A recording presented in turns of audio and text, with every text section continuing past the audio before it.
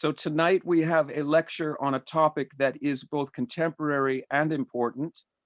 Susan McKenzie is a Jungian analyst in private practice in White River Junction, Vermont. She is a faculty member of the Boston Jung Institute and has lectured and published on post-Jungian theory of gender and sexuality. We are very happy to present Susan McKenzie with Alice in Genderland, Transgender Through the Looking Glass. And so without further ado, welcome, Susan. Thank you. I am going to put on a slideshow.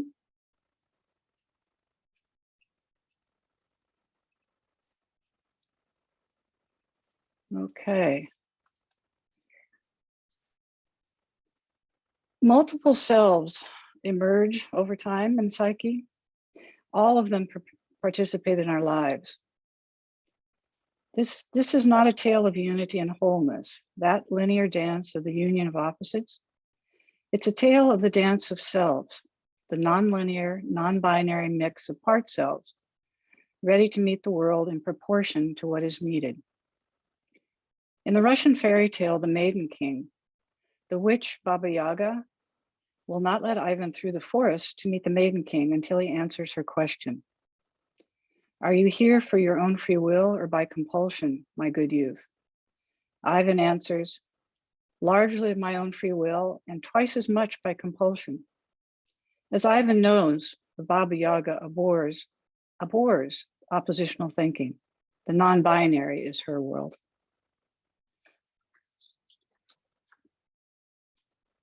Oops, hang on. I began work on my analytic thesis in 2000. As I was writing my thesis, an attempt at addressing transgender as a Jungian, my home state of Vermont was in turmoil over the possibility of legalizing civil unions. I remember feeling both anger and fear whenever I saw the Take Back Vermont bumper sticker on the back of pickup trucks. Those trucks often came with hunting rifles proudly displayed in the rear window rack. The bill passed. Vermont was the first US state to make civil unions a legal equivalent to marriage. Homosexuality has come an amazing distance in the last 21 years, culminating with the Supreme Court declaring same-sex marriage a legal right throughout our nation. Fast forward to 2020. Acceptance of transgender as a rightful place on a continuum of gender possibilities is the latest challenge to both individual and cultural complexes that surround the gender archetype. The civil rights of the transgender are a hot political button right now. This April, the state of Arkansas banned gender affirming care for transgender minors. Several other states have similar bills pending. The rigidity of gender and complex, and that gender in the complex state, is the backlash we observe both in individual minds and in our culture. The psyche struggles to integrate the emergent and fluid states of non-oppositional gender. My talk will be in two parts. I'll first address transgender from the outside in. By this, I mean a look at transgender throughout time and across cultures, religions, myths, and theories. These observations reveal transgender to be an ever-present and emotionally charged aspect of an overarching archetype of gender. I will also touch on Jung's Anima Animus theory and its problematic aspects. I will follow with an exploration of transgender from the inside out, gender as it is experienced in the individual, and gender as an emergent aspect of mind. In this section, I will present Jung, the queer theorist, the Jung who gestures towards an emergent and fluid mind process, a movement away from oppositional rigidity and towards the ability to manage the side-by-side of archetypal contents.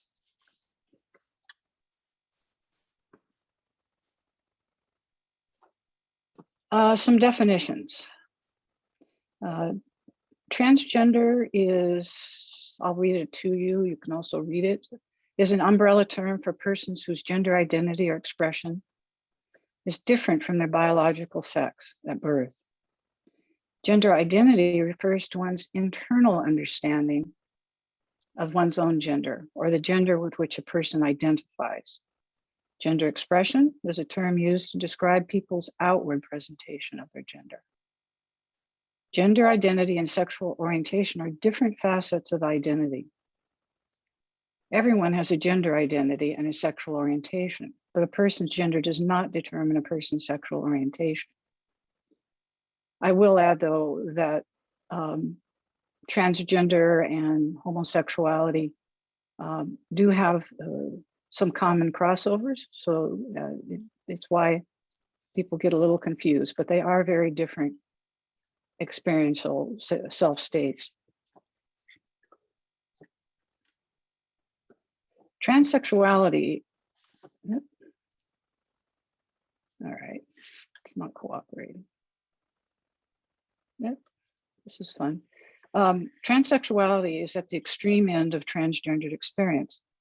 A transsexual person feels their sex body to be an unbearable contradiction to their gendered feelings and seeks hormonal and surgical remedies to bring their biological body into a better alignment with their gendered feelings.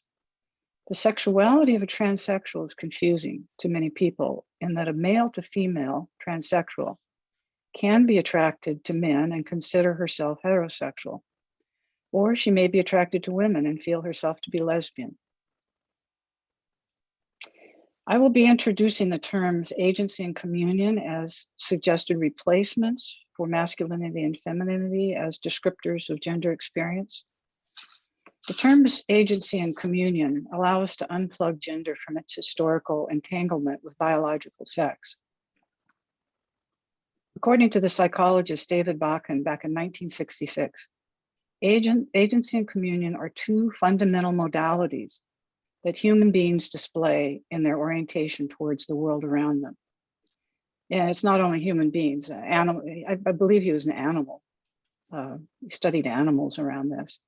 And in these days, we're learning that even trees have a sense of agency and communion. Agency refers to a person's striving to be separate from others, to master the environment, to assert, protect, and expand the self.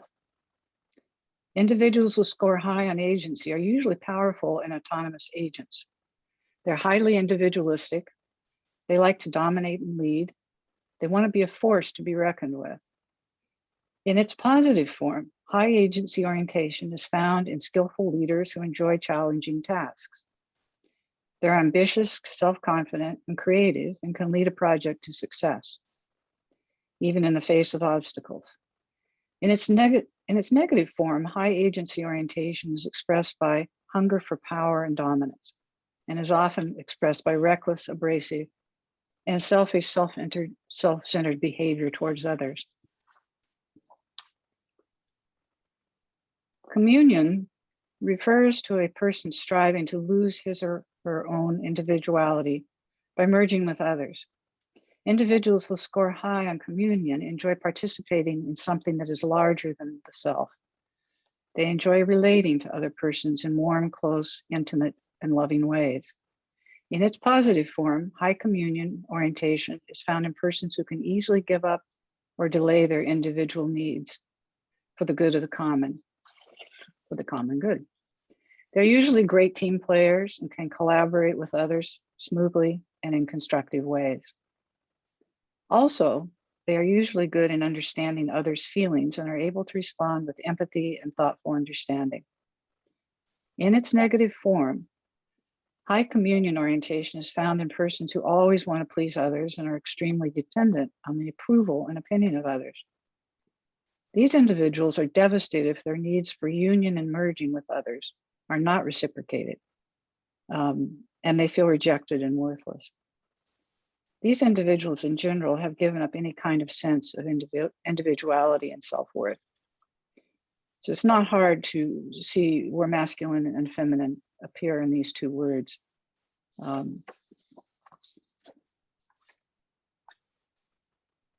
will now introduce you to Kate Bornstein. Kate's story puts flesh on the confusions we all experience as we try to orient to gender unhooked from biological sex and biological sex that can be changed. In her autobiographical book, Gender Outlaw, Kate Bornstein, a male to female transsexual, is in a committed relationship, a lesbian relationship, following her sex change. She identifies herself as lesbian. The ultimate challenge to herself and to conventional gender thinking is when she reveals that her lesbian lover of several years is undergoing sex change surgery from female to male. Kate writes, "See, my girlfriend is becoming the man of my dreams. She's becoming the man my mother always wanted me to be. Catherine has become David. Like the old button from the 60s, my karma ran over my dogma. Can you imagine? I wake up one morning, a nice lesbian like me. I wake up one morning and I'm living with a man." Good illustration of how it's hard to figure out.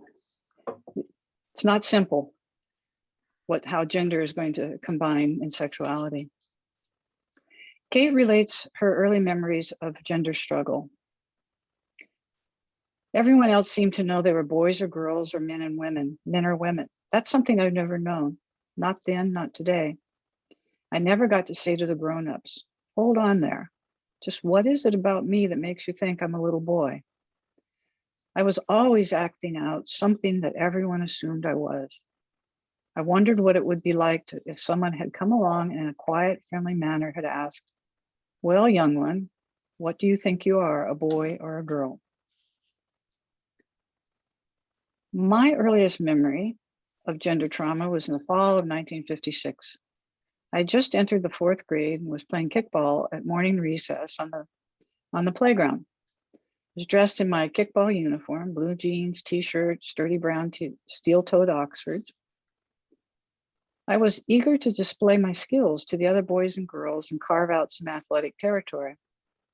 After all, I had been the kickball champion in my previous school. We had just moved to a new house and this was a new school for me. After all, I had been in that previous school. This was my game. As I began to play, the recess monitor, Mrs. Reynolds, I never forgot her name, a proper older teacher and keeper of the rules of propriety, approached me and pulled me out of the game. In a shaming whisper, she told me that girls wear dresses and only boys wear pants. Both playgrounds and prisons have guards, and I was abruptly made aware that I was a gender outlaw. This was the first but not the last cultural attack on my tomboy gender expression.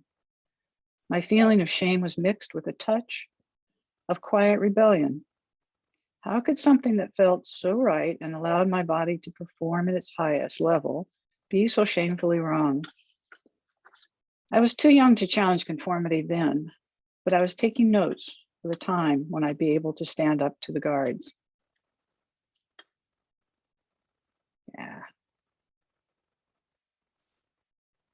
This thing doesn't obey.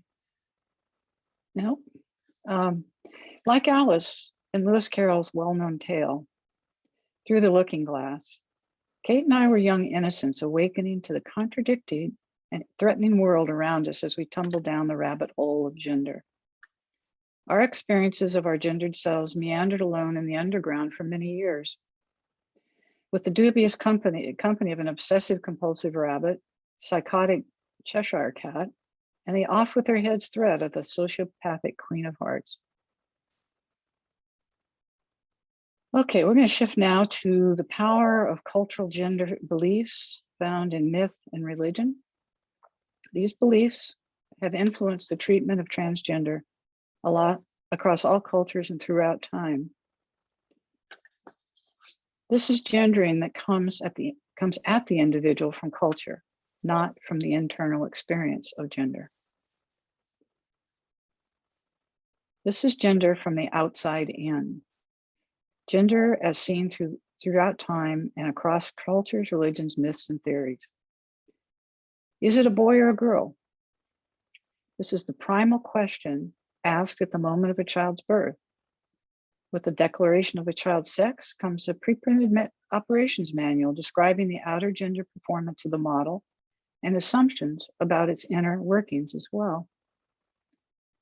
An intersex baby, a child born with some combination of male and female sex organs, generates extreme anxiety for all concerned.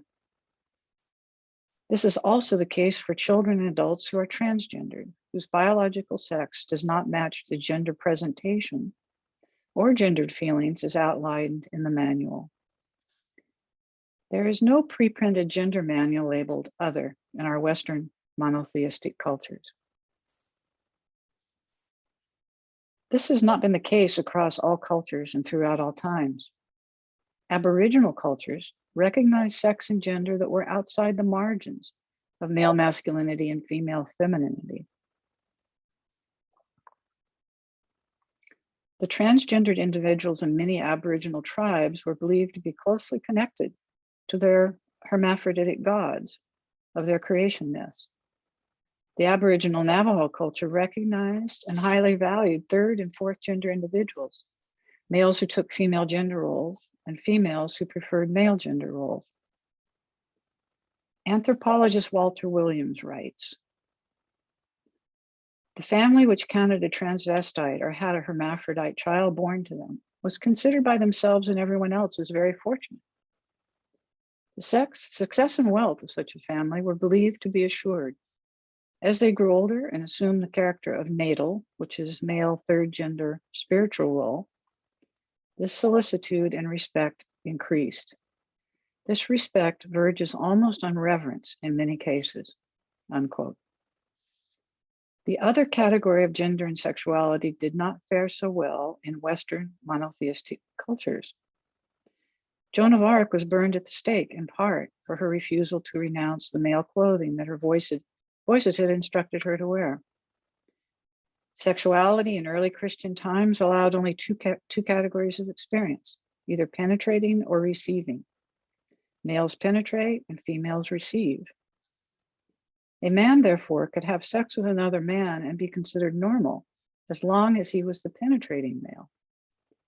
A woman, however, assumed to be taking an active and somehow penetrating role in having sex with another woman, was therefore considered pathological. A woman who had a large clitoris was considered to possess the physical means by which to penetrate another person, and is unacceptable in a culture that conceives of the sexually active role as properly restricted to males. The 15th century medical treatment for this disorder was the surgical removal of the offending organ. Homosexuality did not become a category of individual identity until the 19th century. So the point being that gender was the concern up until the 19th century. Gender purity. The Orthodox Catholic position on gender has been historically devastating to Aboriginal cultures.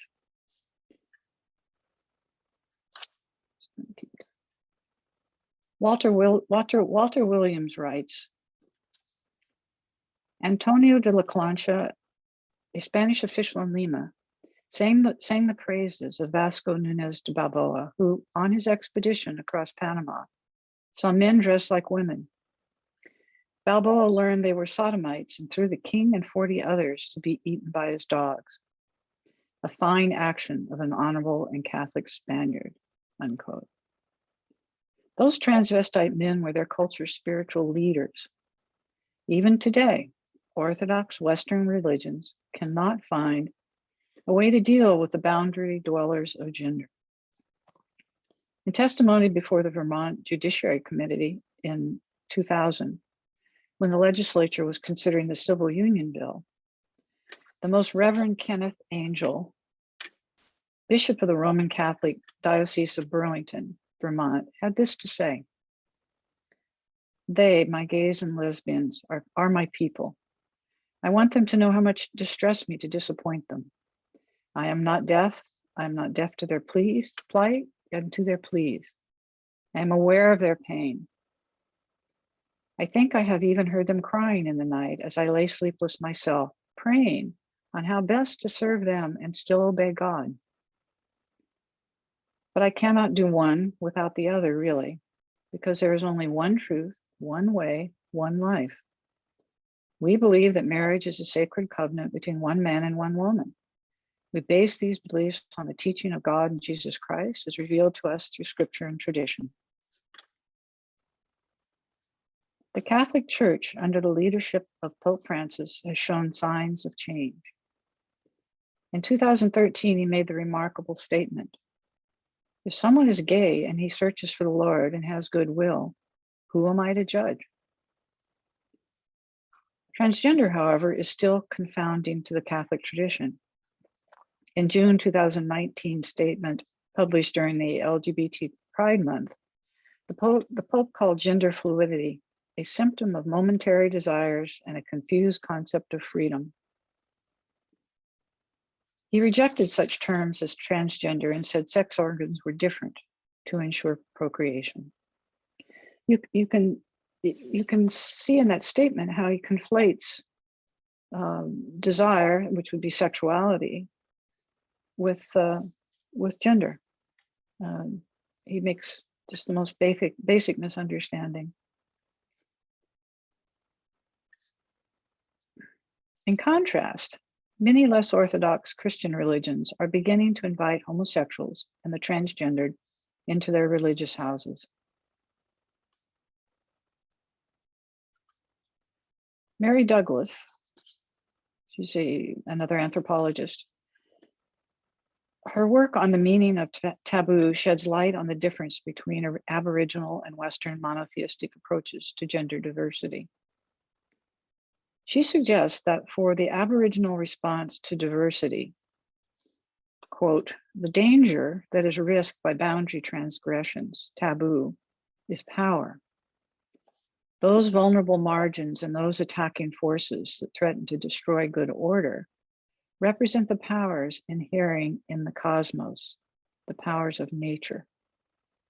Ritual which can harness these for good is harnessing power indeed."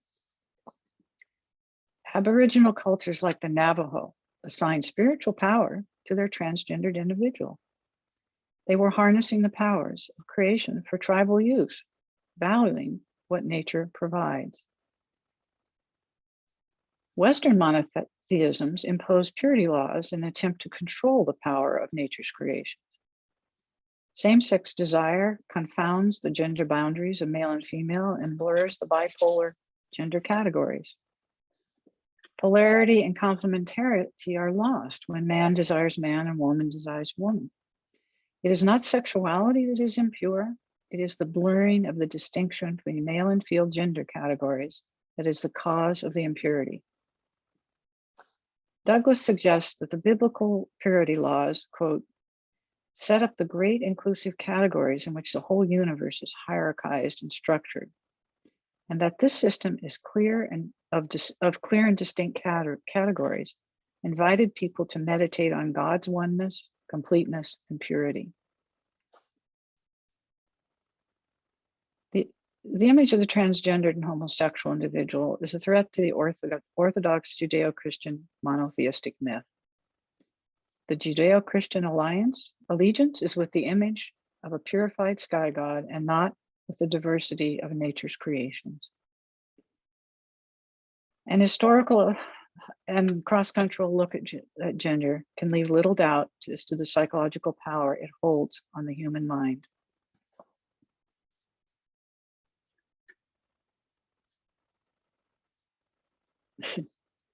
Having fun with this slide thing. Identity politics are recent cultural players influencing our Western beliefs about gender. This is a very powerful slide that my firstborn son, this is a Vermont, this was in the Valley News in White River Junction in 2000. My firstborn son started suffering at the hands of the moral little thugs from your moral upright families from the time he was in first grade. In high school, while your children were doing what kids that age should be doing, mine labored over a suicide note, drafting and redrafting it to be sure his family knew how much he loved them. That was in 2000.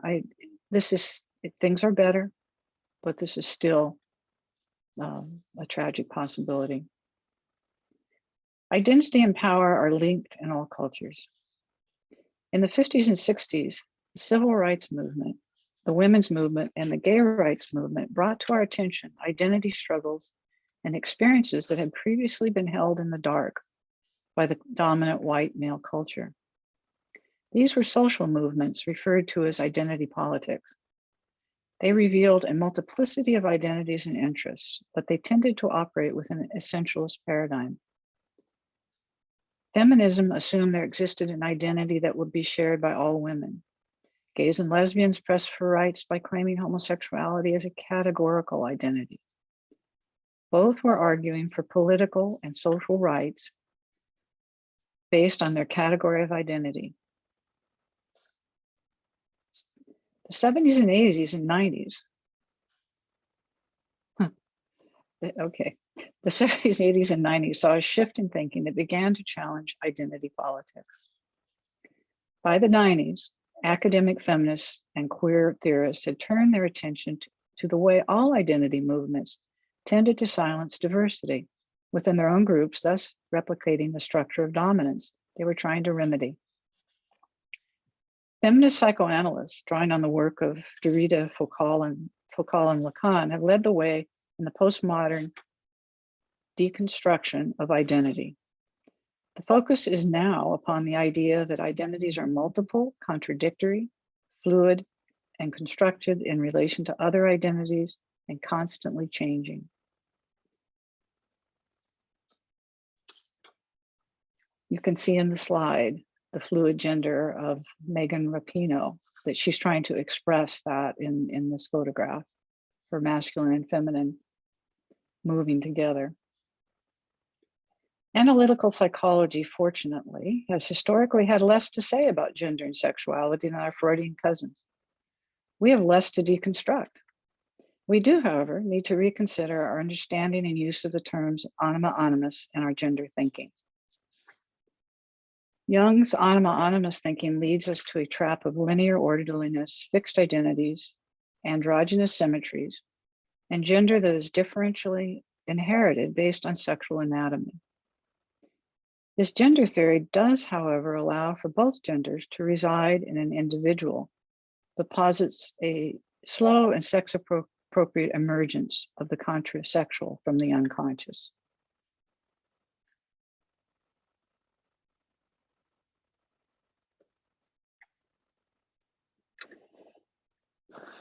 Jung's anima animus cannot account for the trans.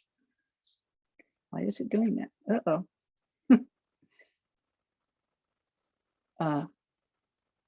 My slideshow has a mind of its own. There we go. Jung's anima animus cannot account for the transgendered experience with its reversal of starting points and fluidity of gender and sexual attractions. Jung's anima animus is a difficult fit for our time. We live in an era of emergent, not fixed. Andy, I don't know why this is doing this. I'll just keep playing with it. We live in an era of emergent, not fixed realities, and are beginning to value the overt display of masculinity and femininity in both sexes.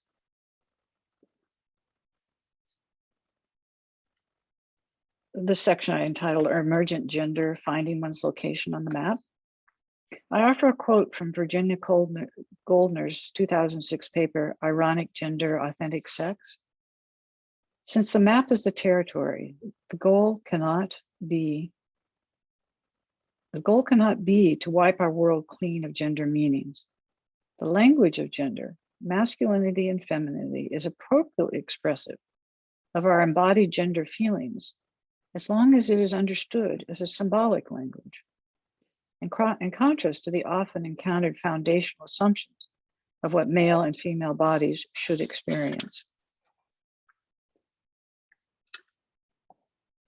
Finding one's initial place on the gender map is not too difficult for males and females whose interior sense of gender is a good enough fit to their culture's gender myth. They tend to colonize within their territory, digging moats and raising barricades to keep out the misfits.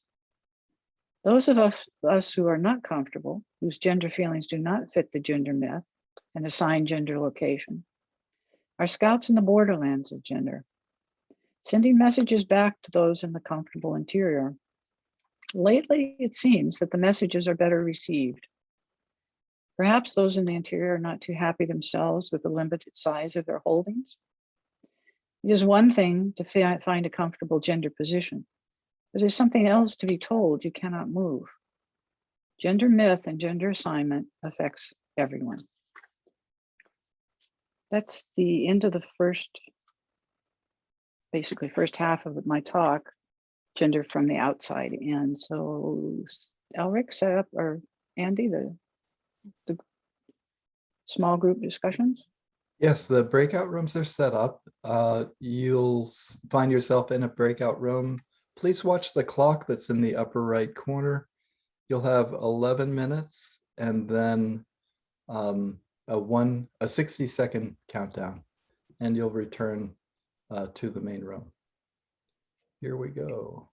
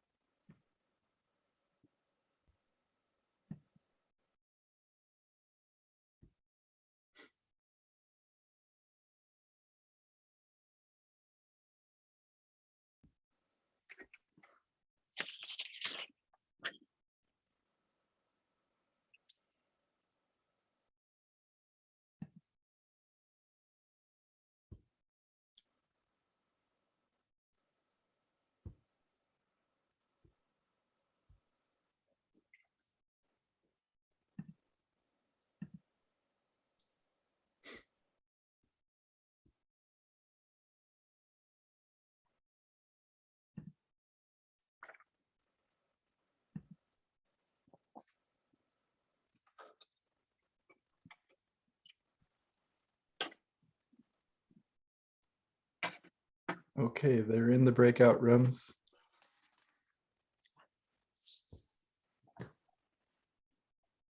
Okay, all right. Let's turn now to gender from the inside out. Gender as it is experienced in the individual, and gender as an emergent aspect of mind. Gender from the inside out is an exploration of gender from the perspective of the experiencing body. Jung, in his later years, takes us deeper into imagining different meanings for non-conforming genders and sexualities. Freudian postmodern and queer theory challenges the very roots of the early Freudian theories about sex and gender. And research into the sciences and evolutionary process provides us with ways to imagine archetypes as emergent rather than inherited, and therefore to imagine gender as an emergent archetypal process. These are the territories I explored in my journey through the looking glass of gender, and now offer back to you. In Lewis Carroll's second Alice book, Through the Looking Glass, the Red Queen instructs Alice, speak in French when you can't think of the English for a thing. Turn out your toes as you walk and remember who you are. I offer this quote from a literary analysis of this passage I just read. Through the Looking Glass has been seen in Alice's journey through childhood and into adulthood in a world where everything seems contradictory to her experience. If this is indeed the case, an important lesson to learn along the way is to keep a firm hold on one's identity. There are many challenges in growing up, many of those aimed at influencing a child to become something specific. The Red Queen is metaphorically warning Alice against these many influences. I imagine many of you can remember these lyrics from the Jefferson Airplane song, White Rabbit. One pill makes you larger and one pill makes you small. And the ones that mother gives you don't do anything at all. Go ask Alice when she's 10 feet tall. In the 60s, we no longer trusted the reflections we were getting from the established culture. The outside in wasn't reflecting the emerging consciousness of a new generation. Identities needed to be explored from within our own experience of ourselves, from the inside out.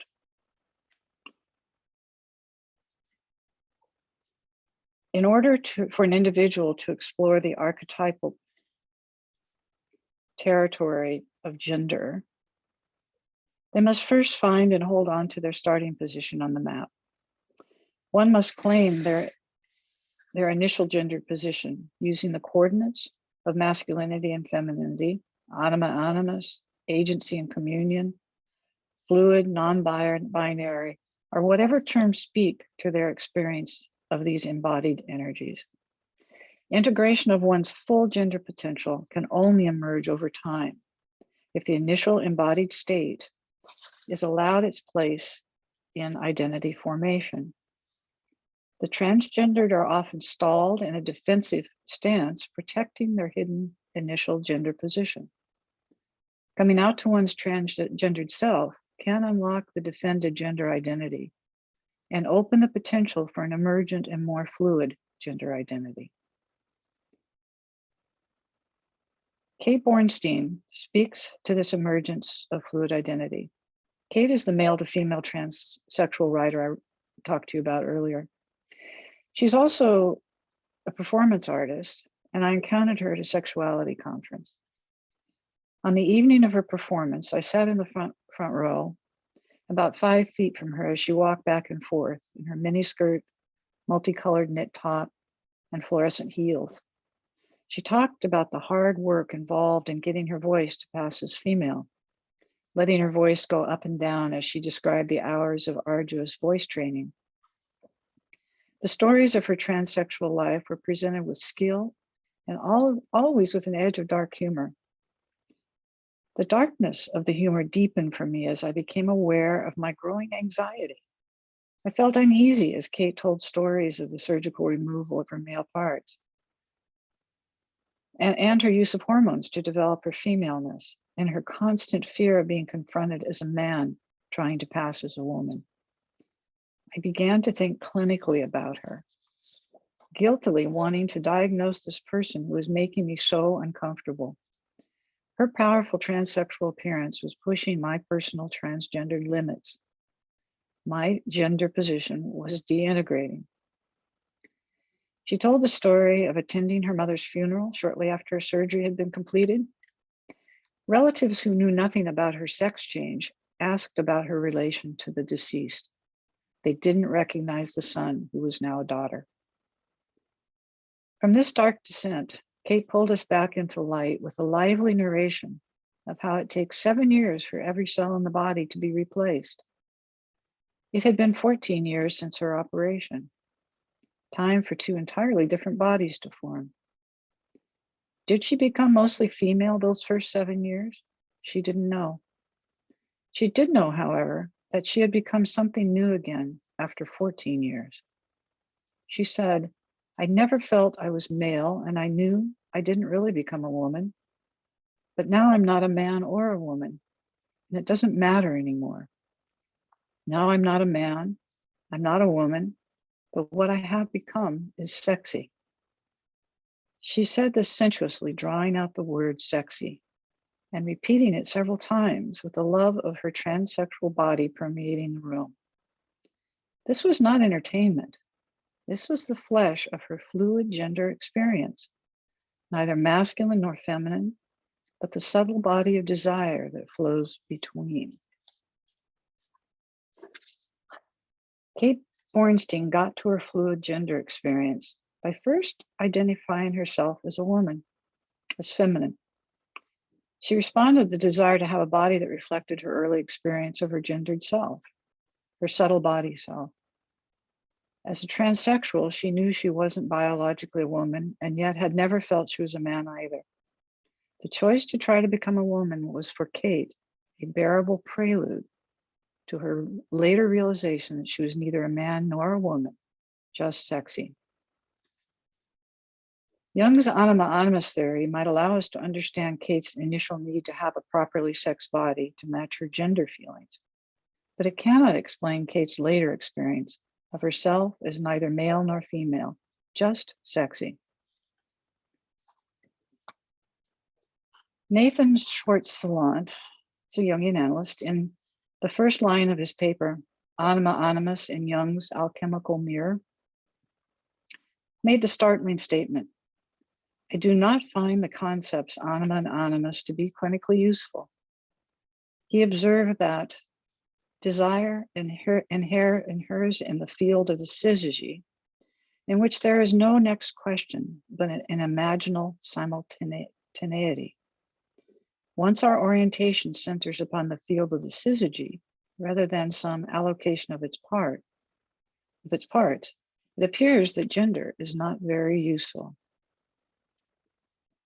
Schwartz-Salant's statement resonates with Kate's experience of herself as neither a man nor a woman, just sexy.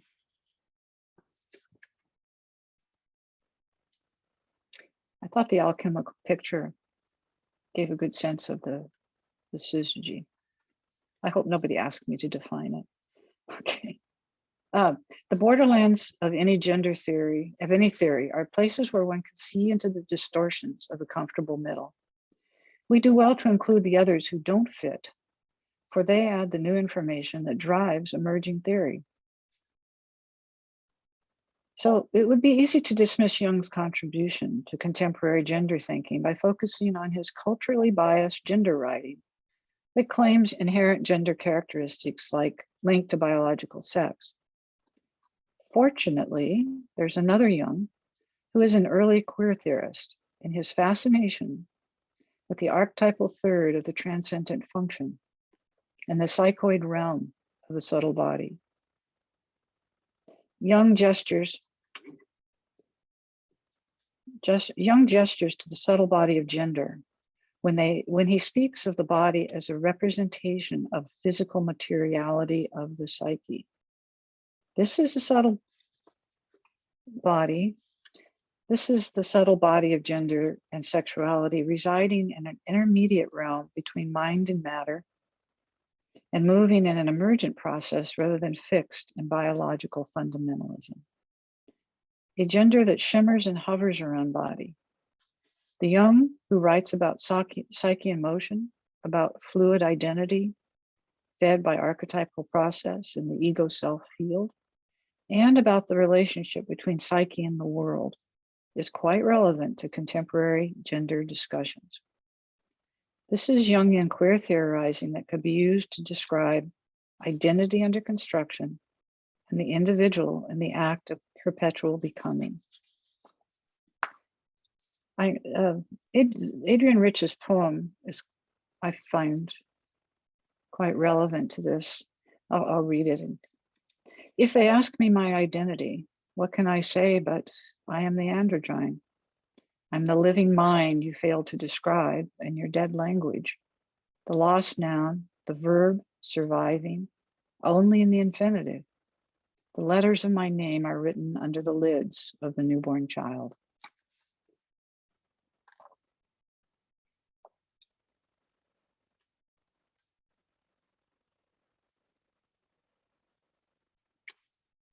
Four years later, in a passage from his 1940 essay, The Psychology of the Child Archetype, Jung makes another reference to the primordial image of original man.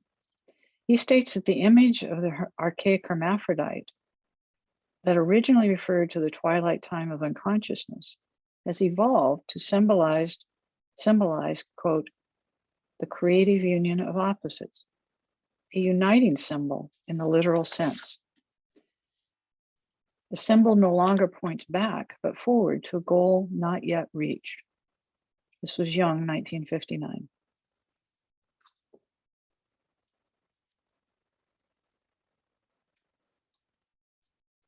A deeper understanding of this forward-pointing gesture is suggested in Mysterium Conjunctionis, finished in Jung's 80th year. He writes that the one after another is a bearable prelude to the deeper knowledge of the side-by-side, for this is an incomparably more difficult problem. In the one after another, Jung is referring to linear sequential thinking, the kind of thinking that produces anima animus kinds of foundational gender theory and visions of integrated and fixed wholeness, like the half male and half female image of the androgyne. The side-by-side reference suggests the difficulty we have in experiencing disproportionate and shifting combinations of archetypal contents rather than attaching to polar opposites and linear symmetries. Jung's side-by-side statement gestures towards our current evolutionary path, our emerging awareness that the concrete experience of opposites is an artifact of identity or ego formation that screens us from the deeper experience of totality, the side-by-side that also resides in the psyche.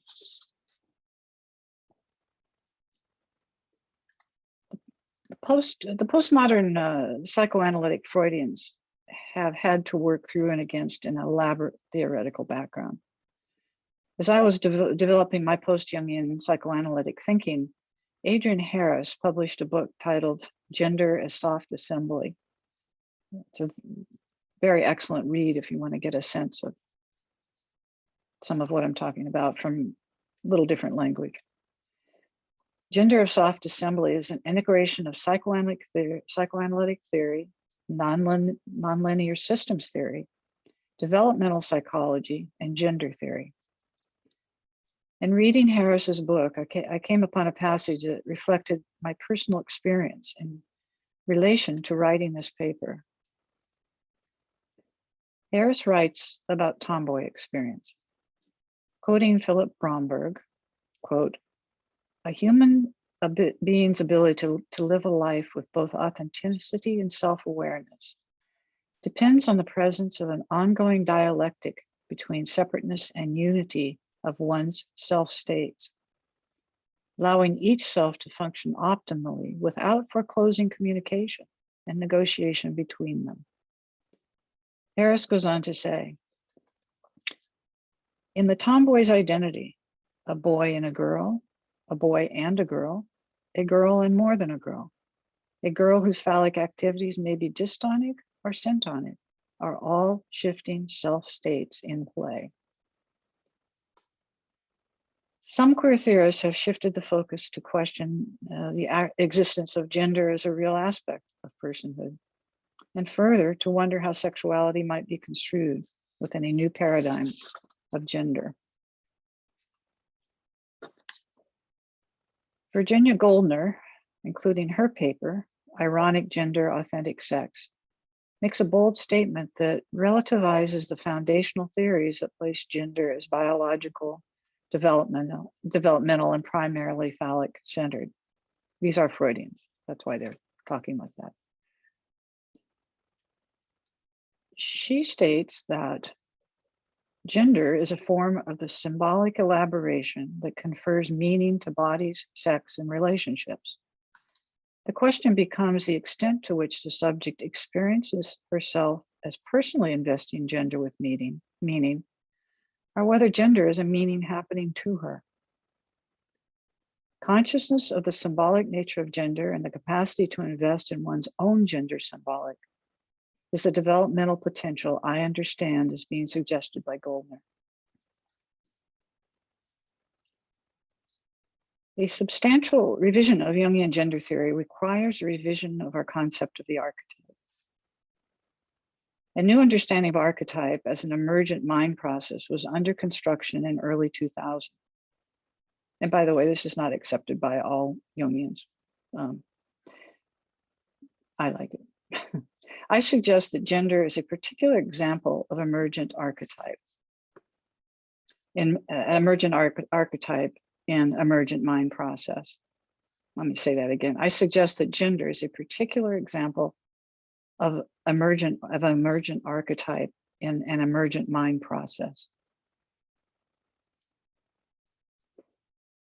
Jungian dialogues within the fields of attachment theory, neurosciences, dynamic systems theory, and evolution are instrumental to this contemporary understanding of the concept of archetype in mind and gender identity as an emergent aspect of the self-organizing mind. From a survey of recent scientific and analytic papers addressing these areas, I will present the fabric of a more suitable Jungian gender theory, one that will fit all genders and sexualities. A revision of Jungian gender theory that embraces all genders and sexualities is needed not only to inform our clinical work, but also to allow us to bring Jungian thought to contemporary gender theory. My gender thinking deconstructs the assumed natural link between biological sex and subsequent gendered feelings. I acknowledge the need to form some degree of gendered identity position at an early age, but I see this as a somewhat temporary ego platform from which to explore and expand one's gender capacity. My post-Jungian theorizing leads me to a final phase of rediscovery and conscious integration of the innate potential for masculine and feminine energies within every individual, regardless of biological sexual beginnings or initial gendered positions. I propose that consciously fluid gender is an achievement of gendered maturity. We saw in the previous section how myth and religion shape cultural gender beliefs. Now let's look more closely at how the individual's gender expression is affected by those cultural gender beliefs. Understanding the links between the emerging mind and its environment is vital to understanding a particular culture's impact on the formation of gender identities. George Hoganson, he's a Chicago analyst, presented an understanding of Baldwinian evolution that furthered the idea of the archetype as emergent and delineated the co-evolutionary relationship between cultural artifacts, those creative products of a culture created by collective minds and handed to each new generation through cultural memory. How those artifacts affect the development of the human mind. He presented a dynamic systems model for an emergent identity.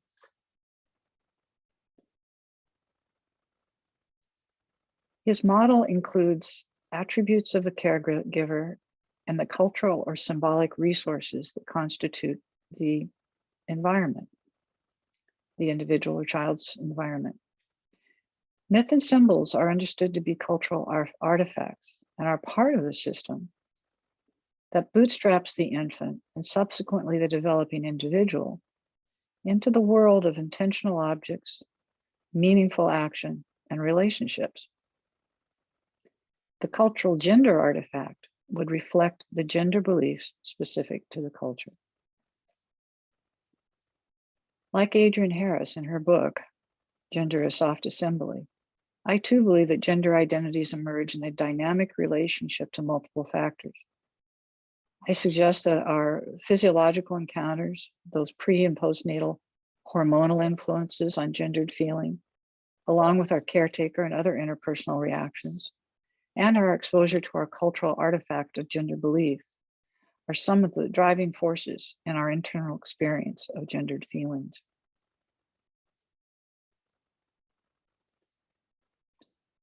I borrow Hoganson's concept of nesting to suggest that gender identity is a weaving together of an individual's body-mind development, nested in its attachment experiences, which in turn are nested in the gender artifacts specific to the individual's cultural environment. In these complex interactions, our gender feelings are not static. Gender experience is in a fluid dance with these multiple forces. We are in gender. Gender is not in us. From within the dance emerges a living tapestry of identities, a personal art form that is a work in progress and continues throughout a lifetime. A fairly seamless weaving for the gendered normative, but a prolonged and more complex weaving for the transgender. Now I'm going to take a look at the neurosciences. And I tried to make this as understandable as possible. Antonio Damasio, he's a neuropsychologist, his work introduces the concept. He has a book called The Feeling of What Happens. I highly recommend it. His work introduces the concept of the proto-self. We are introduced to the neurobiology of body feeling states that precede consciousness. Quote, having the feeling is not the same as knowing the feeling. That reflection on feeling is yet another step up. All of these processes, emotion, feeling, consciousness, depend for their execution on representations of the organism. Their shared essence is the body. Cognitive neurosciences help us to bridge from unconscious brain-body concepts such as image schemas and mental models to the elaboration of categories in the conscious mind. Cognitive linguist George Lakoff emphasizes the importance of body and culture to categories of thought. Thought is embodied, that is, the structures used to put together our conceptual systems grow out of bodily experience and make sense in terms of it. Moreover, the core of our conceptual systems is directly grounded in perception, body movement, and experience of a physical and social character. These emergent categories of thought can be understood in a way of understanding the concept of archetypes as emerging from mind, rather than being genetically inherited in mind. It's a new way of understanding what an archetype is. Attachment theory brings an understanding of the impact of interpersonal relationships, particularly the caretaker-infant bond, to the development and cognitive aspects of the emerging mind. I suggest that one's primary gender feelings are part of a pre-conscious proto-self that is related to our earliest body-mind organization and is influenced both positively and negatively by early relational experiences with primary caretakers. This emergent sense of gendered self precedes the organization of archetypal categories of identity. So, if we don't inherit the archetypal patterns that define our sense of self, then what are the building blocks that are inherent in the body brain that move us from embodied feeling to categories of identity? Recent research in developmental and cognitive neurobiology suggests that the earliest experience of embodied gender feeling involves the activity of image schemas. These are the spatial models that are formed very early in the process of mental development and encode core information about the spatial relationships with objects in the world around us. In essence, talking about how the infant and toddler, how they manipulate the objects in their environment. We know that children are different. Some attack the blocks and toss them around, and some are very neat and make circles and create relational fields. You can see this in children. A social cognition study suggests that there are image schemas that underpin what is experienced in the body as masculinity and femininity. The study proposed that the kinesthetic image schemas of compulsion, blockage, and containment are at the root of a sense of spatial power or dominance.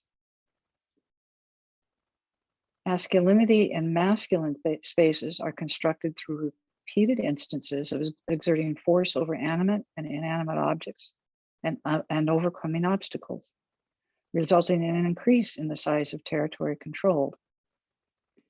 This description resonates with the idea of agency as masculine energy. Femininity and feminine spaces are constructed through submission to force and avoidance of or submission to obstacles, with the resultant decrease in the size of territory controlled.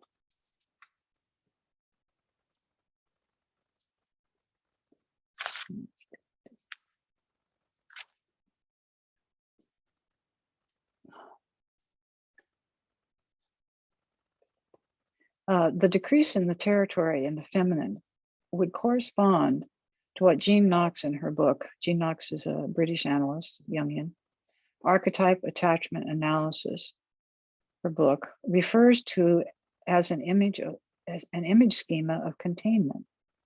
Knox further suggests that the containment schema could replace the concept of the archetypal mother.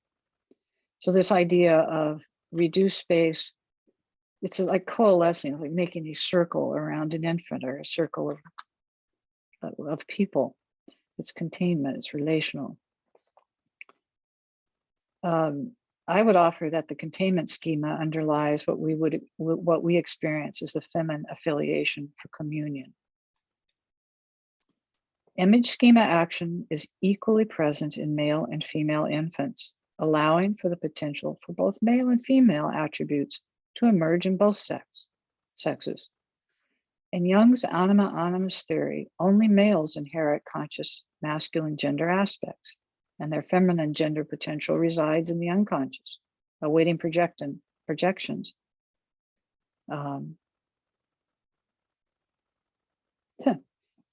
Onto a female partner. Females inherit feminine aspects with their masculine potential also residing in the unconscious. Jung's model cannot account for the experience of transgender reversals, where a man consciously feels he is more like a woman, and his masculine potential is harder to access. It cannot explain the emergence of more gendered aspects over time, leading to a greater fluidity of gender expression.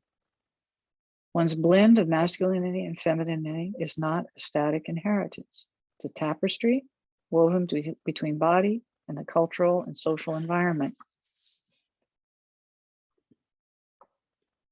I show this slide again. This slide shows women in the thrall of masculine agentic conquering of athletic space and overcoming obstacles in their winning of the 2019 World Soccer Championship. You also see the communal feminine containment in their close affiliation of celebration.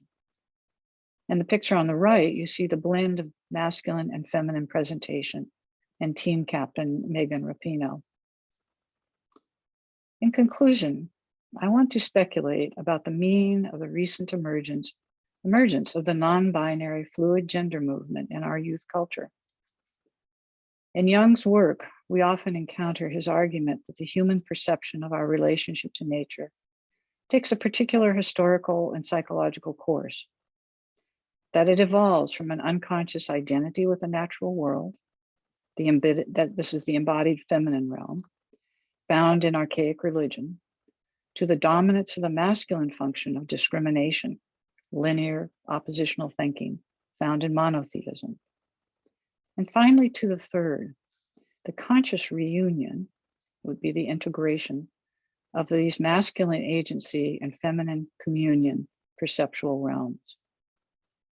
It is the third realm, the experience of the conscious reunion of masculine agency and feminine communion within ourselves, that is emerging today quite literally in the bodies of those who experience gender as non-binary and fluid, and in the minds of others trying to understand that experience. Jung pointed the way in 1963. The one after another, linear opposites, it's a bearable prelude to the deeper knowledge of the side-by-side, for this is an incomparably more difficult problem. In this statement, Jung is referring to the current binary masculine world of the one after another, and gesturing to the human potential to experience the side-by-side fluid dance between inner and outer objects and identities. It is a conscious dance of multiple partners side by side in a field of emergent music, an ongoing weaving of the tapestry of being. If we can experience gender as a side-by-side dance within our own bodies, will we be better able to perform that dance with otherness in general? Are we in the midst of an evolution of mind that can transcend our need to split self from the other, male from female, man from nature, black and brown from white?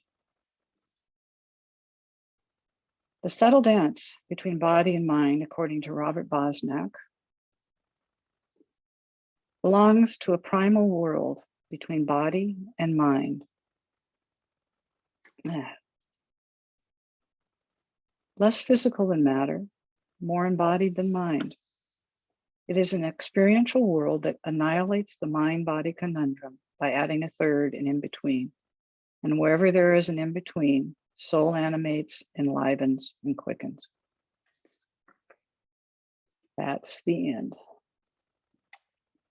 So there's a little less than 40 minutes left. Do you want to break into the groups, or you want to go right to open discussion? I don't know who decides these things. I would say you decide these things. Okay. I don't know, can people raise their hands? I don't know. Okay, so take 10 minutes and 10 or 12 minutes, I guess. I don't know. I think open to discussion. The second half is really heady. It may require some elaboration. Okay, we So have do you want a to raised hand. I think open discussion would be good now. Open Right. to discussion is my vote. Yeah, Susan has her hand raised. Go ahead, Susan. And if you use the Zoom hand, which is found in the reactions button at the bottom, that would be the easiest. I guess what I'm thinking about is what your response would be to the idea that part of what is making gender go through the upheaval that it's going through now is the increasing over the last several hundred years, the disconnection from our relationship with the natural cycles of life and the physical world. And we've gotten more and more and more, and I say this somewhat sardonically, and I put it in quotes, civilized. And the more civilized we get, the farther away we get from our physicality and the physicality of the earth and the cycles of things. And how does that affect our perception of gender? Well, historically, that hasn't worked well.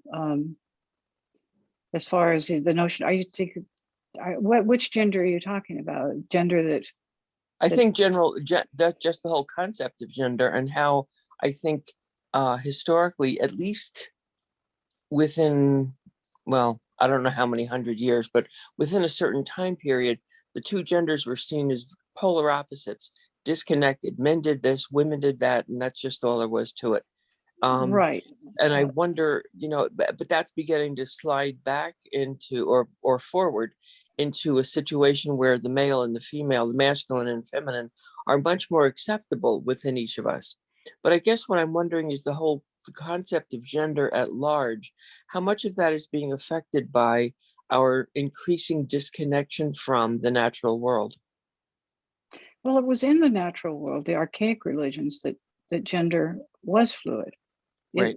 Historically, it became not fluid as we civilized, the monotheisms came in, and a man was learning to be linear and to separate himself from nature. So that separation from nature is what actually caused, it was a large causal factor in making genders separate and concretely opposite.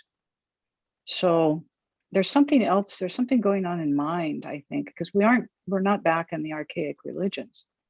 Like you say, as you're pointing out, most people don't live very close to nature.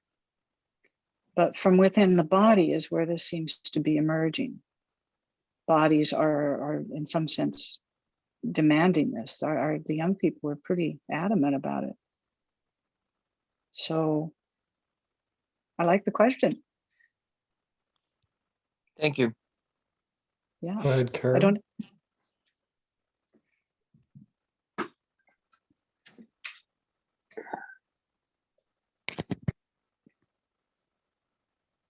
I'm not sure how to do this raise the hand thing, Andy. I'm looking, but I don't see it. Could I ask you something, Susan? Sure. Yes. I wondered, you mentioned monotheism in your answer just there, and I wondered, because as you said it, it seemed to me that you attached a great many things to that. And I wondered if you could just elaborate on what you intended to say with that particular part of what your answer was, that monotheism represented what? exactly? Well, the purity laws are categories of opposition. Male and female cannot cross. It became a terrible boundary cross if a female went into territories that are supposed to belong to male.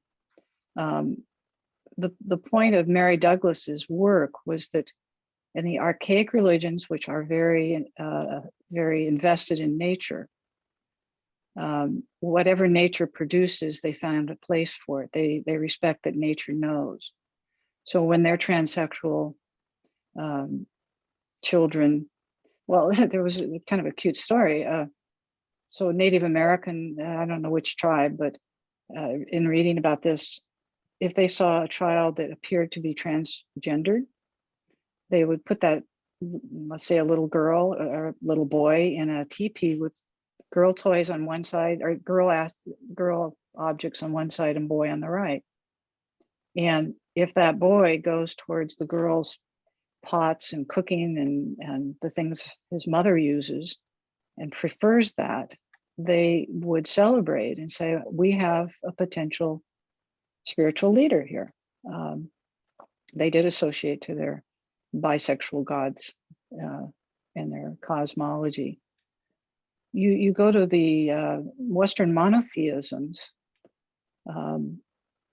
are all about linear order and opposition. It's pretty clear in the purity laws and the punishments for stepping out of order that this was, according to my reading, this was part of separating God from man, God from nature, and the oneness of it. So when you have oneness, you have bipolarity. You have to have two sides, half and half, and together it makes one, but they can't intermingle. I disagree with you on that. From a perspective of religious history, I think that the concept of monotheism simply means oneness of all things, connectedness of all things. And that goes all the way back into archaic times. Also, I think that within the cultural constructs of those Western religions that you speak about, there's a great complexity. I agree with you that there are these concepts, but you know, it's troubling to me because within organized religions in the West, you have mystical schools of thought that are very different. Yeah, yes, I would put those outside of. I don't put them out. The mystical aspects of monotheisms are not the same. I'm just pointing out, I wouldn't put them outside because they are complete. In Kabbalism, for example, there is the idea that that organized religion or ritualized religion is the shell. They conceive of it as a nut, and the internal part is the mystical side of the religion. But they are together one. They are a monotheism. Just as, you know, we're talking about gender, we have these issues all around the concepts of how we divide a reality which seems to be divided into what people have long called the opposites. I'd like to call them the mutuals, the side by sides. They arise mutually, and we must, through some transcendence, come to terms with them, which is what I think is going on in this whole discussion of gender as well, is the trying to come to terms with the actual unity and transcendence of these things. What do you think? Well, I think that you know more about religion than I do.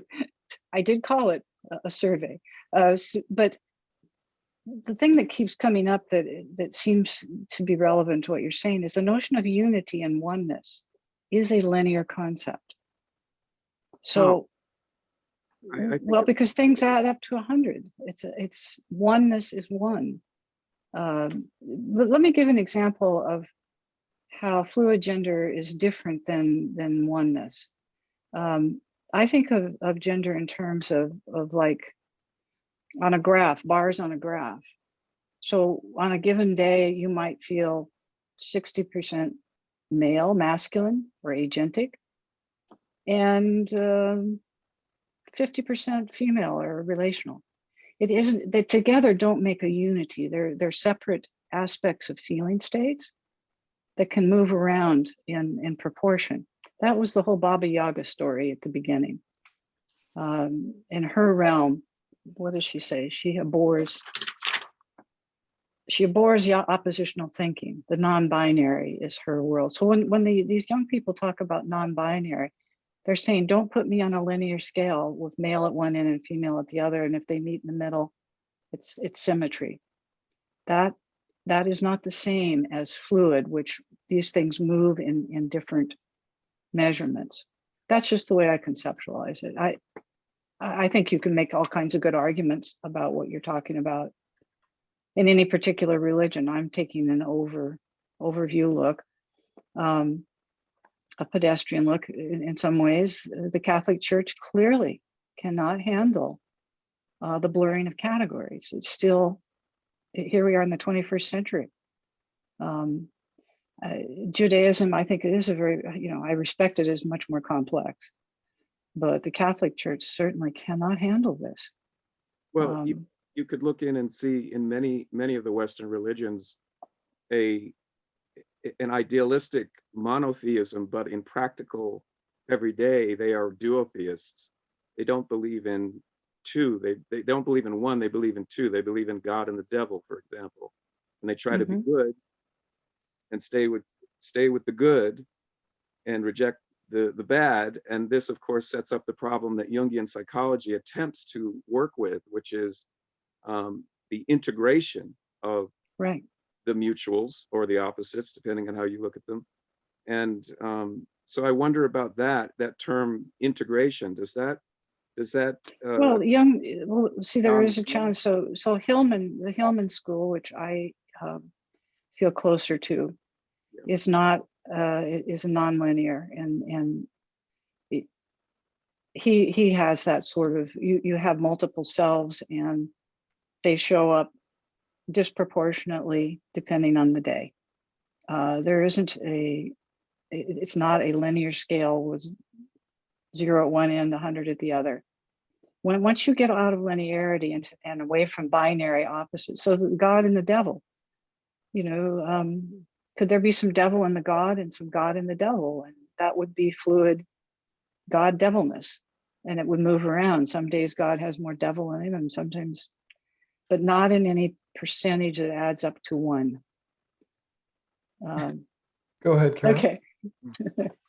Thank you for the challenge. It's good stuff. Yeah, I was interested in several things, but I just thinking of, who was it? Kate was her first name. Anyway, Kate said that, and again, what pronoun would I use? But that Kate achieved a state where masculine and feminine didn't matter, and that all her identity was to do with erotic. And would you say more about that?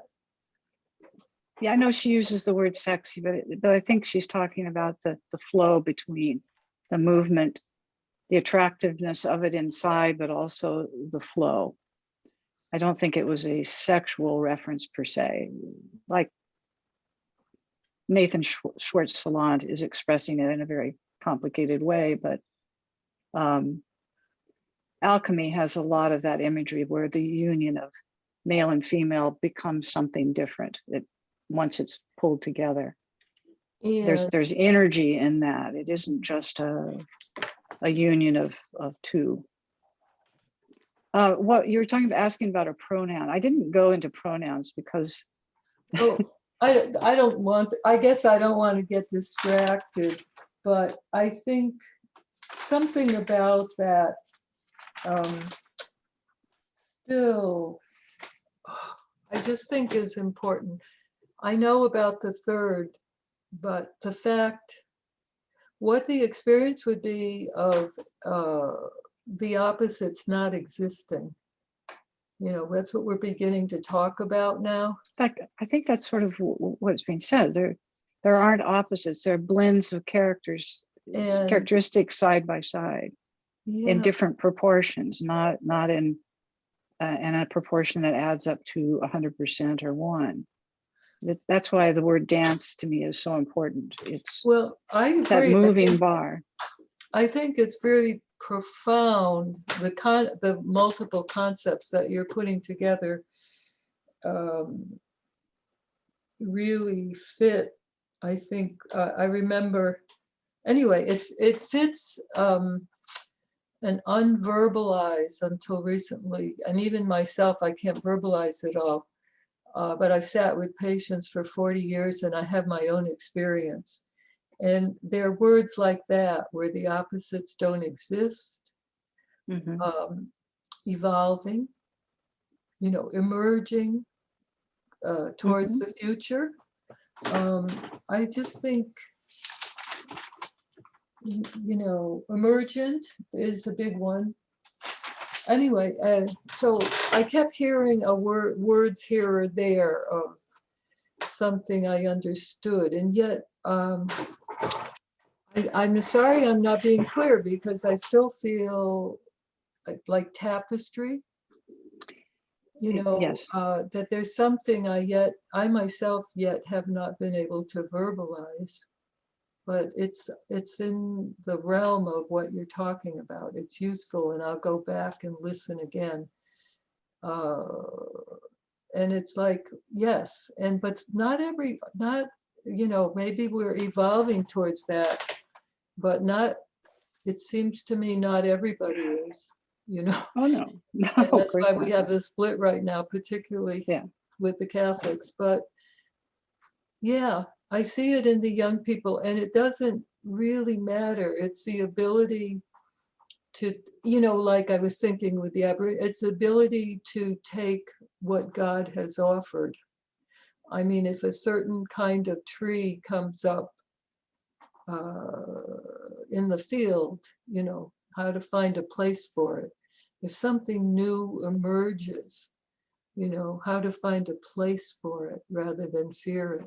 If the boundaries break down and we can accept fluidity and non-concrete objects forming, you know, then I just think it's easier. It's easier. It's very hard. I just felt, I'm just going to speak personally for a minute. I never could talk. I'm a biological woman, but I never felt that I was those opposite categories. And that had to do, even if I didn't act on things, it just seemed acceptable and possible to me. All those shifting, you know, fabric of relationship, and then the new realm we're going into, which is more Eastern, you know, and more without that. So I hear you're putting it together with, and as I said, I'm thinking about it, but somehow, anyway, so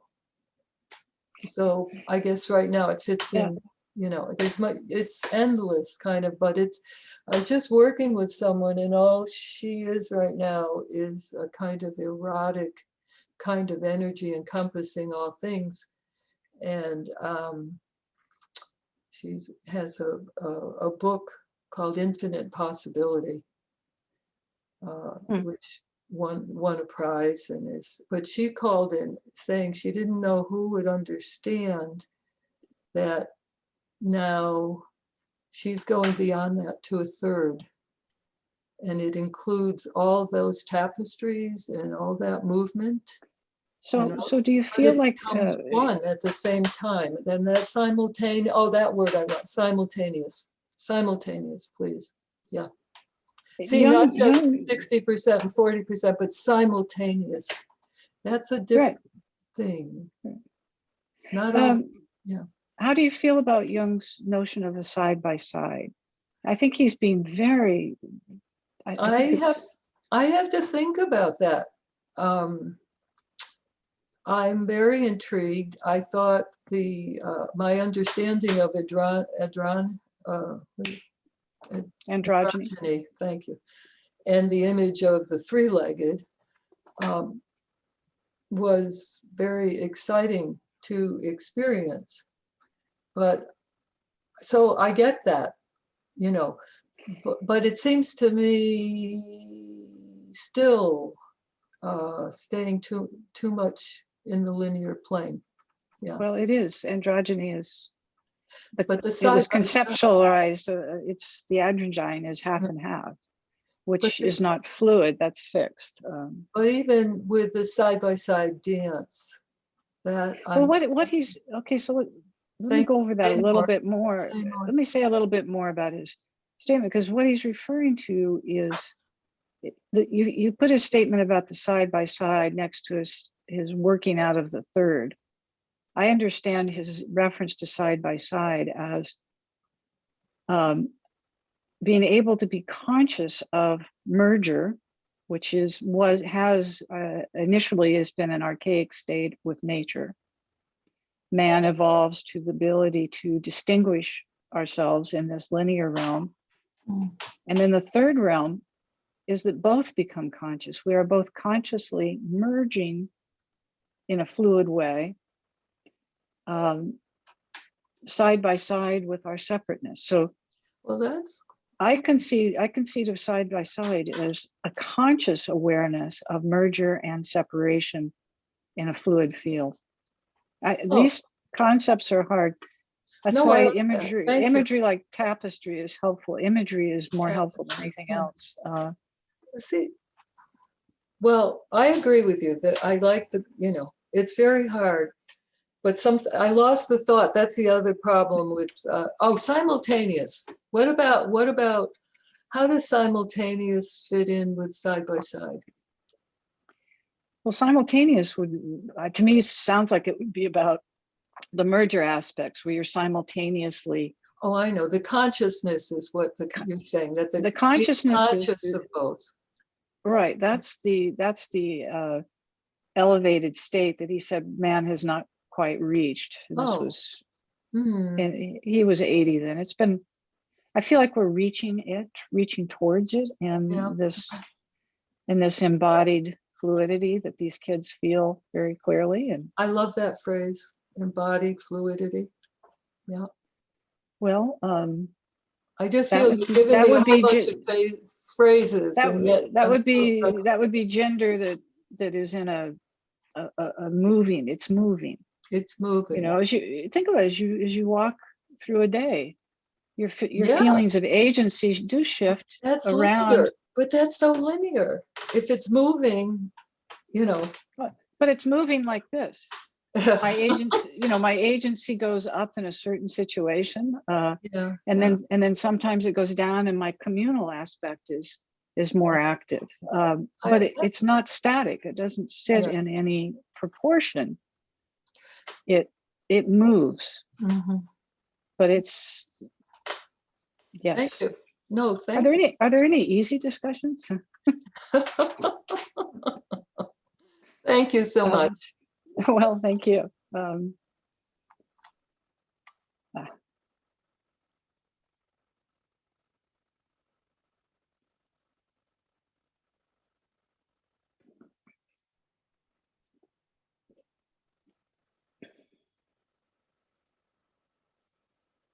What do you think of the slides?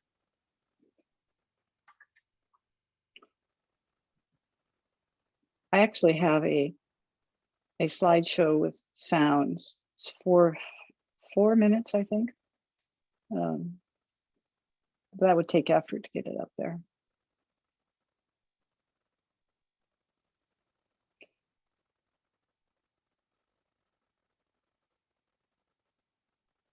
Looks like complexity has killed the capacity to even ask a question. I don't blame you. Go ahead, Judy. Yeah, I was sharing in our small group that seeing the slides of the Aboriginal folks was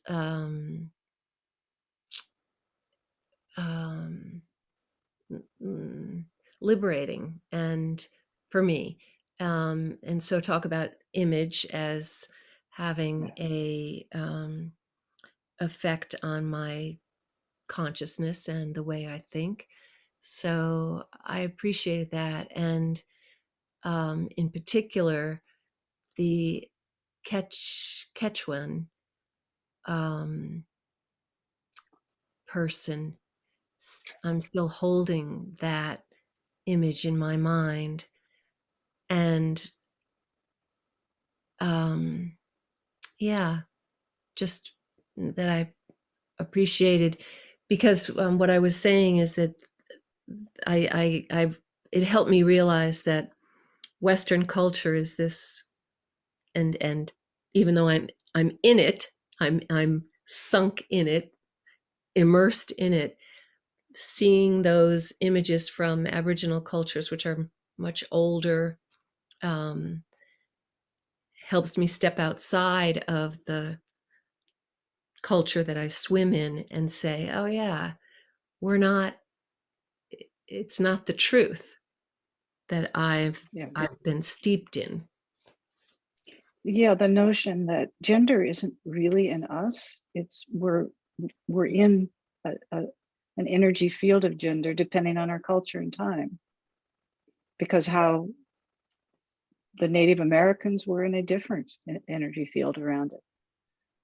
So to me, gender is a cultural, construct based on very many aspects. It's not something that is a fixed body thing. We are in gender. Gender is not in us.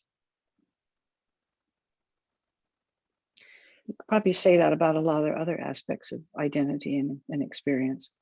Mm-hmm. Are you saying we are in gender because we are living in a definition or a construct of gender? That anthropological stuff I was talking about, that the culture's artifacts shape your concept of identity. We are in a soup of things that options that will define us based on where we are in time and where we are in culture. Yeah. I don't think very young children don't think in gender until they learn about it. It's not. It's only real within the context of cultural influence. Mm-hmm. It describes real energies. That's why I like agency and communion, and go all the way down trying to find it in brain development. Those energies are real. How the body interacts with objects and people in their environment, all of that seems to be individual for very particular reasons, for lots of different reasons, but we do engage and we build categories of thought on that, from that engagement, like gender being one of those categories of thought. But the language and the categories we're allowed to have are based on our cultural artifacts that tell us what we should think and feel about it. And this is where the kids are saying, no, I don't buy into that anymore. They want to feel it the way they feel it and name it the way they're naming it. I'm not sure where all that's going. It's not a language that's very comfortable or easy to use, but I understand the desire to have a language for it. Mm-hmm. Language is very important, but it's also kind of rigid. They get rid of the oppositional thinking, the binary thinking, by putting all of it in there. I'm he, her, she, them. They just sort of crowd out the idea that there's one linear oppositional thing going on. They said, no, we're doing all of those depending on the moment. Well, that's how I understand all those pronouns. Yeah. I have a grandson who's 3, and he doesn't even accept his name as himself. He's playing with wanting to be called different names, you know. Yeah. And so he isn't fixed even in his personality or his sense of his what he wants you to call him. So I wonder, someone should study what is it? Children pick this up very easily if they're in the right environment with their parents. They really enjoy the gender movement and the calling themselves different names. So they're in a different culture right now, depending on where they are and in what their family system is about. And they play in that wonderfully. yeah, They literally swim in it. yeah. And I slip and call him the name that he was given on his birth certificate, and he asks his mother, why is Grammy calling me, you know, that name? That's not who I am. And it changes. So it talk about fluidity. It's very, very fluid. Yeah. Yeah. Well, I'm learning a lot tonight. I appreciate it. Thank you. Yeah. Well, thank you for saying that. Mhm. I never know. This stuff is kind of thick. But the title is, you know, through the looking glass and into the into the underground of Alice, and she visited room after room after room. So I think my metaphor was honest. It's just really hard concepts. And each and every one of them is arguable. I really, Elric, I guess it's one of the hard parts about talking about religion. I mean, I was very simple about it, just to make the distinction between archaic but I would not love simple. I would love to have 2 hours with you to be able to have a full conversation. But your lecture was brilliant and really, really far-reaching and raised a lot of interesting points and thoughts. And I'm very grateful Thank you.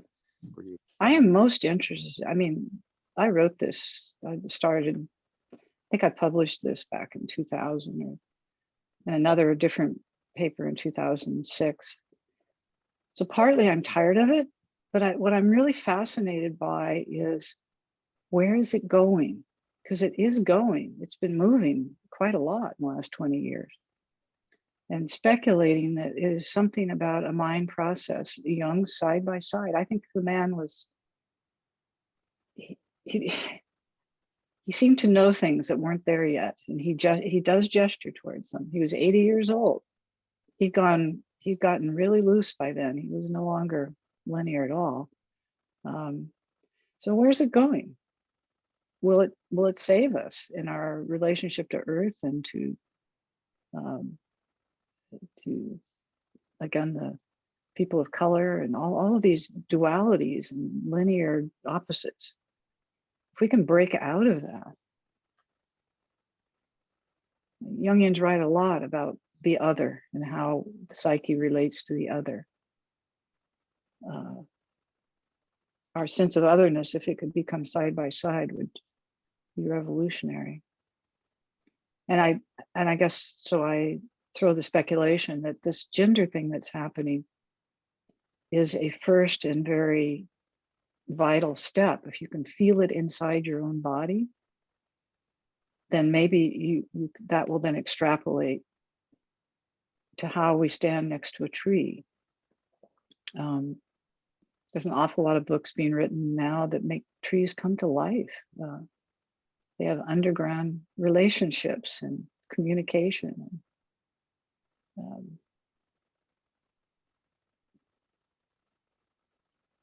They're alive. And at some level sentient.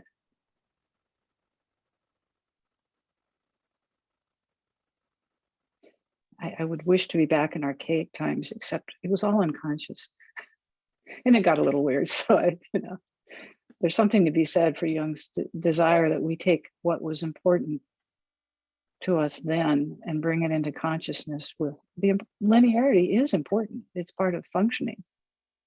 But if it could blend with that subtle body sensate world where you merge with, you get in states where you feel connected to the tree or connected to people. At the same time, you are separate. So you don't fall into an unconscious merger. You're aware of the simultaneity of being a oneness with a tree. There, I'm using that one word. Dancing with the tree, but still being able to be aware that you are separate from the tree. That's the place where it all happens, right there. Yeah. It's transcendent. It's a subtle body. It's an energy field.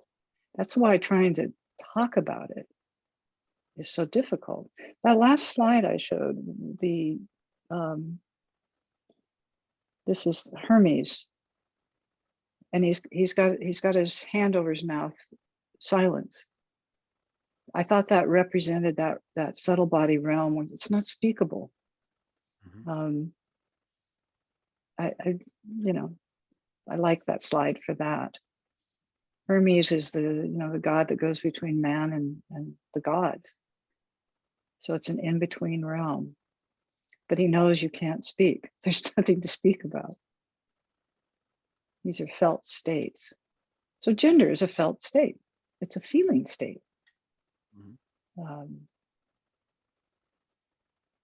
Of agency and communion. Those are kind of big words to sell, but I like them.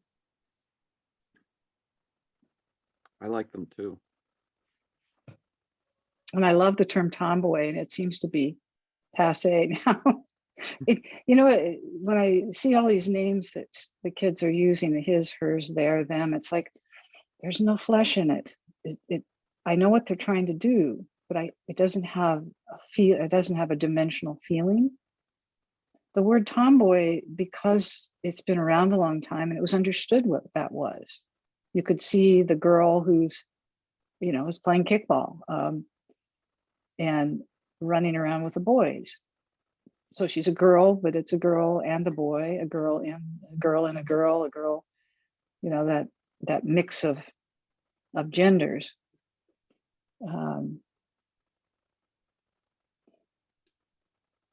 It's hard to find words to things. The culture is not part of our cultural anthropology. There are words in other cultures for these things that have flesh.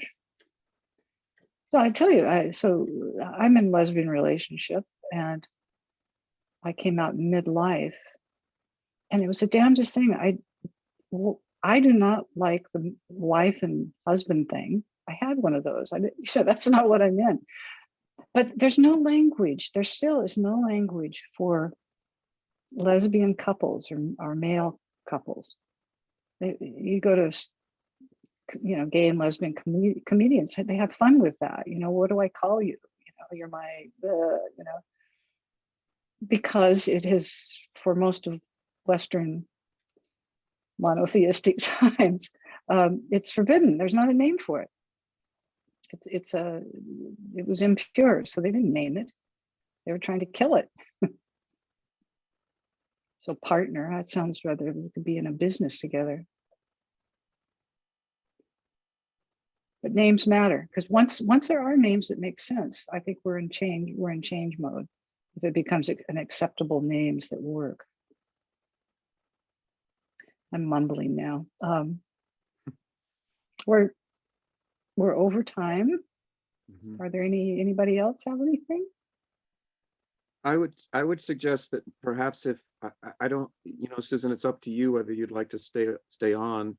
I know it's getting late and you've given a lot of energy, but If anyone would like to stay on for a short, maybe another half an hour with us, we could go on into the salon phase and just continue as we have been. If you have thoughts to share, if you'd like to stay a little longer and talk. How